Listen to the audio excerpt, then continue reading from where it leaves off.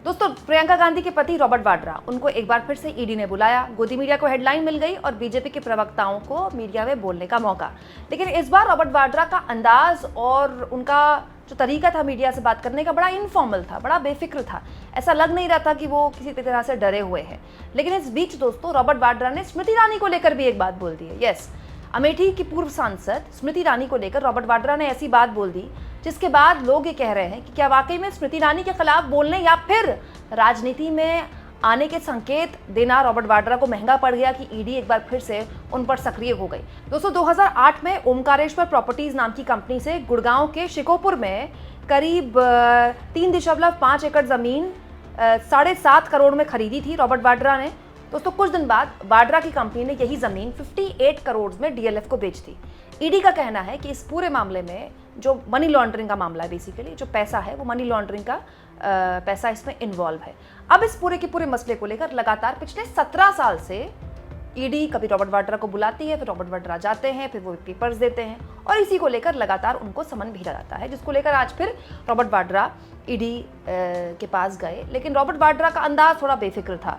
Robert Vadra कह रहे थे ईडी के लिए, भैया जब मैं लोगों के हित में बोलता हूँ, जब भी मैं माइनॉरिटी के लिए बोलता हूँ, जब भी मैं सरकार जो चल रही है उसकी नाकामियों में बोलता हूँ या मैं सोच भी रहा हूँ राजनीति में आने के लिए, तो ये लोग दुरुपयोग करेंगे एजेंसियों का। केस में कुछ है ही नहीं यार, 20 साल थोड़ी लगेंगे कुछ जुड़ने के लिए। 15 बार गया हूँ, 10-10 बारी बैठा हूँ और 10 घंटे बैठा हूँ और 23,000 डॉक्यूमेंट्स दिए हैं। फिर एक हफ्ते में बोलते हैं सारे 23,000 डॉक्यूमेंट्स दोबारा दो, ऐसा थोड़ी ही चलता है यार। उसको रॉबर्ट वाड्रा जो बात बोल रहे हैं वो उसके लिए खुद जिम्मेदार है, मैं कोई उनकी प्रवक्ता तो हूँ नहीं। लेकिन रॉबर्ट वाड्रा की जो बात है वो बात सही है कि 2008 से लेकर आज हम 2025 में जी रहे हैं, 17 साल हो गए। ईडी को 17 साल हो गए इस मामले की जांच करते हुए। तो या तो ईडी को रॉबर्ट वाड्रा को जेल में डाल देना चाहिए। तो ईडी कर सकती है, जब हेमंत सोरेन को डाल सकती है, जब अरविंद केजरीवाल को डाल सकती है, तो रॉबर्ट वाड्रा को क्यों नहीं डाल सकती है? या फिर इस मामले में बताना चाहिए कि ईडी को 17 साल क्यों लग रहे हैं। भाई कोई रॉकेट साइंस है क्या? अगर मामला मनी लॉन्ड्रिंग का है तो जल्दी केस को रफा दफा करो, क्यों इतना लंबा खींचना है? ये ईडी की साख पर बट्टा लगाता है, इतनी बड़ी एजेंसी है ईडी। आप बताइए दोस्तों, 17 साल थोड़ी लगते हैं किसी मामले को निपटाने में। दूसरा, रॉबर्ट वाड्रा राजनीति में आना चाहते हैं नहीं आना चाहते हैं, ये उनका पर्सनल मामला है। दूसरा, रॉबर्ट वाड्रा जब ईडी के सामने समन के बाद पेश हो रहे थे, उसके एक दिन पहले, ठीक एक दिन पहले जनसत्ता ने देखिए रॉबर्ट वाड्रा को लेकर एक खबर छापी है। दोस्तों, मीडिया से बात की रॉबर्ट वाड्रा ने और रॉबर्ट वाड्रा से मीडिया ने पूछा कि क्या वो राजनीति में आना चाहते हैं और क्या वो अमेठी से चुनाव लड़ेंगे। अमेठी का जिक्र किया मीडिया ने रॉबर्ट वाड्रा के आगे। तो रॉबर्ट वाड्रा ने कहा, अभी तो वहाँ किशोरी जी यानी कि किशोरी लाल शर्मा ही काफ़ी हैं, वो मेहनत कर रहे हैं। कांग्रेस पार्टी मेहनत करने वालों को मौका देती है। मुझे लगता है स्मृति जी के खिलाफ वही काफ़ी हैं और उन्होंने हराया भी है। उन्हें वहाँ की गली गली के बारे में जानकारी है और वो काफ़ी अच्छा काम कर रहे हैं।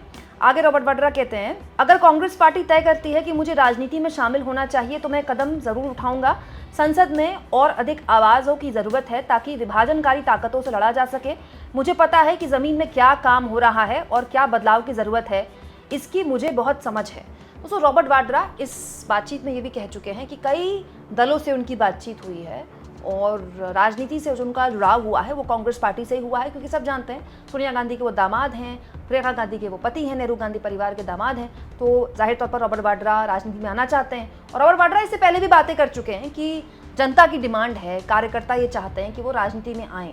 तो सबसे बड़ी बात तो दोस्तों, मेरी बड़ी दिली ख्वाहिश है राजनीति के छात्र के तौर पर कि मैं उन लोगों से मिलूँ जो रॉबर्ट वाड्रा से राजनीति में आने की डिमांड करते हैं और उन दलों से भी मिलूँ, क्योंकि मुझे कभी ऐसा सुनने में नहीं आया कि कोई आंदोलन कर रहा हो कि रॉबर्ट वाड्रा हर हाल में राजनीति में आए। जैसे प्रियंका गांधी के लिए होती थी ना, प्रियंका गांधी को राजनीति में लाया जाए, राहुल गांधी के हाथ मजबूत किए जाएं, पोस्टर वगैरह लगाए जाते थे कांग्रेस पार्टी के दफ्तरों के बाहर। तो प्रियंका गांधी जब सक्रिय राजनीति में आई, फिर उनके लिए मांग हुई कि उनको चुनाव लड़ाया जाए। वो चुनाव नहीं लड़ी 2024 के लोकसभा चुनाव में, फिर वो वायनाड चुनाव लड़े, इसको लेकर पोस्टरबाजी हुई। तो ये पोस्टरबाजी पार्टी के कार्यकर्ता करते हैं अपने नेताओं के लिए। लेकिन रॉबर्ट वाड्रा को लेकर कभी मैंने कोई पोस्टरबाजी भी नहीं देखी, कभी कोई जनता की मांग भी नहीं देखी कि लोग आवाज़ उठा रहे हो कि रॉबर्ट भैया आइए मैदान में, हम आपके साथ हैं। तो रॉबर्ट वाड्रा राजनीति में आना चाहते हैं नहीं आना चाहते हैं, उनका निजी विचार है, वही हर आदमी स्वतंत्र है। लेकिन रॉबर्ट वाड्रा की राजनीति में आने को लेकर कांग्रेस पार्टी असहज रही है, खासतौर पर नेहरू गांधी परिवार, क्योंकि अगर रॉबर्ट वाड्रा राजनीति में आ जाते हैं तो फिर गांधी परिवार को बहुत अलग तरह के विरोध का सामना करना पड़ेगा कि माँ भी कांग्रेस पार्टी चला रही है, बेटा भी चला रहा है, बहन भी चला रही है और अब दामाद भी चला रहा है। तो मुझे ऐसा लगता है दोस्तों कि शायद इसी वजह से रॉबर्ट वाड्रा से कांग्रेस पार्टी ने राजनीतिक तौर पर अब तक दूरी बनाई हुई है। ऐसा नहीं है, प्रियंका गांधी और उनके रिश्ते मधुर हैं, प्रियंका उनके साथ हमेशा मजबूती में खड़ी होती दिखाई भी दी हैं और वो भी प्रियंका गांधी के साथ दिखाई देते हैं और दोनों का एक बहुत खुशहाल, बहुत सुंदर परिवार है। लेकिन कांग्रेस पार्टी शायद रॉबर्ट वाड्रा की राजनीति में आने को लेकर बहुत सहज नहीं है।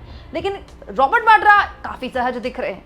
वो स्मृति ईरानी का मजाक भी उड़ा रहे हैं, स्मृति ईरानी पर कटाक्ष भी कर रहे हैं और खुले तौर पर ये कह भी रहे हैं कि अलग अलग दलों से उनकी बात हुई है और वो राजनीति में आने के लिए तैयार है। अगर जनता चाहती है और कांग्रेस पार्टी चाहती है कि वो राजनीति में आए तो वो राजनीति में आने को तैयार है। अब तो कांग्रेस पार्टी तय करे कि रॉबर्ट वाड्रा राजनीति में आना चाहते हैं कि नहीं आना चाहते हैं, उनको लाना है कि नहीं लाना है।